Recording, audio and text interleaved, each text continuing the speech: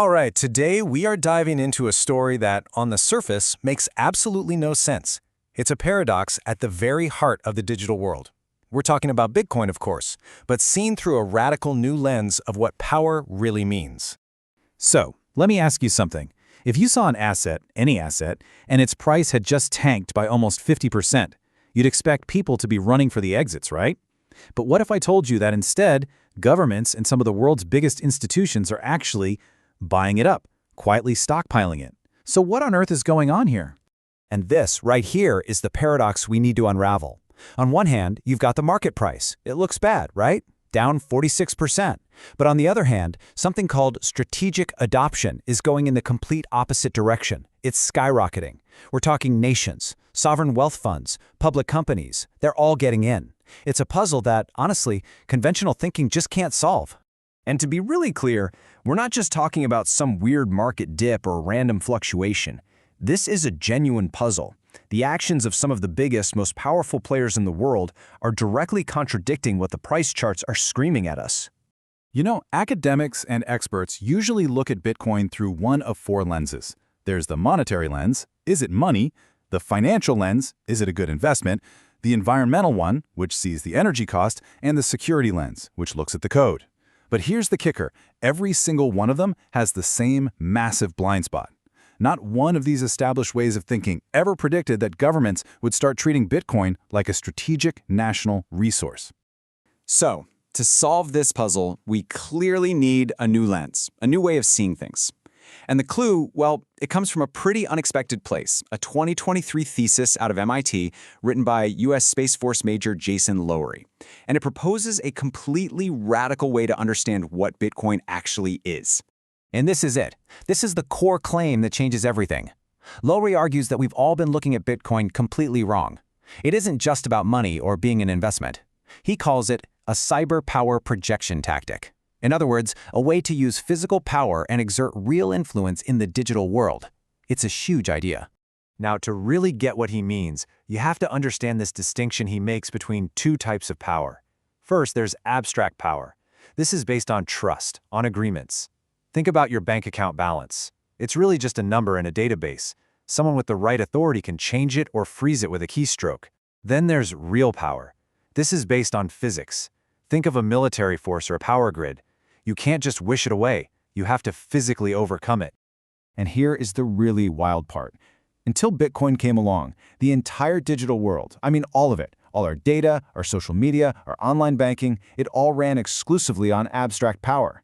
Passwords, firewalls, permissions. At the end of the day, it's all just code that can be rewritten or hacked. There was no such thing as real power online.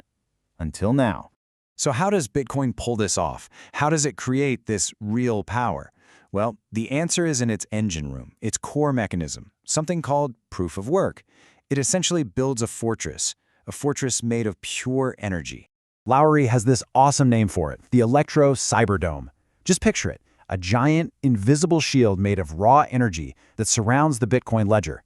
And if you want to break through that shield and change something on the ledger, you can't just be a clever hacker. No.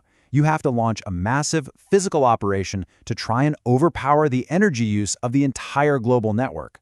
And just how big is that energy wall?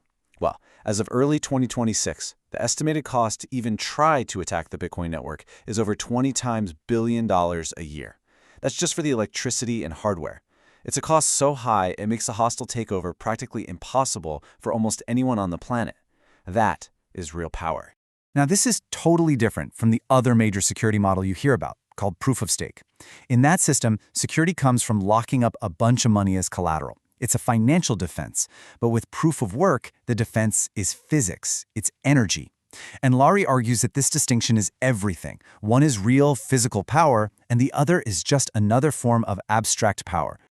Okay, so that's the theory. It's a fascinating, kind of mind-bending idea, right? But does it actually hold up in the real world? Let's put it to the test. Let's see if this new lens can actually solve that original puzzle we started with by looking at the specific predictions made in that 2023 paper. And honestly, the results are pretty stunning. The thesis made several very specific predictions that could be proven wrong. A geopolitical race for mining power? Yup, confirmed. Huge amounts of institutional money flooding in? Confirmed. The whole story changing from speculative asset to strategic resource confirmed you had giants like BlackRock doing a complete 180. But the most shocking prediction was that governments would start treating it as a strategic asset. And what happened? Within 2 years, the United States did exactly that. It established a strategic Bitcoin reserve, with 200,000 Bitcoins seized from various federal cases. I mean, this was basically unthinkable under any of the old ways of looking at it. And that prediction about massive institutional inflows? Oh yeah, that was confirmed in a huge way. Over $40 billion poured into the new spot ETFs in just their first year. And this wasn't just everyday investors. We're talking sovereign wealth funds and major institutions taking big strategic positions. And it wasn't just governments and Wall Street either. The private sector's doing the same thing.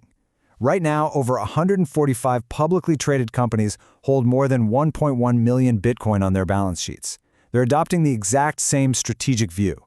And this chart, this one visual, really tells the entire story. It's the key to the whole puzzle. While the market price was falling off a cliff, down 46%, the actual security of the network, its hash rate, its real power, was actually climbing by 65%. The strategic value completely separated from the speculative price. This is the great divergence that the power projection theory said would happen. So, if this theory is correct, then we are witnessing the dawn of a completely new kind of global competition, what Lowry calls software. What does a world with this new kind of power actually look like? Well, it changes the entire geopolitical game. First, the hash rate, that computational power defending the network, it becomes a strategic resource that nations compete over, almost like a new kind of arms race. Second, any country that has surplus energy, like from hydro dams or geothermal plants, can now turn that energy directly into a sovereign reserve asset. And third, and this is huge, for the first time in human history, digital property can actually be defended by physics, not just by a line of code or some company's terms of service. So you see, we've kind of moved past the point of debating if Bitcoin has strategic value. The evidence is piling up that it does. The real question, the one we're left with now, is which nations will be the first to truly understand the rules of this new game? And what kind of advantage will they have when they do?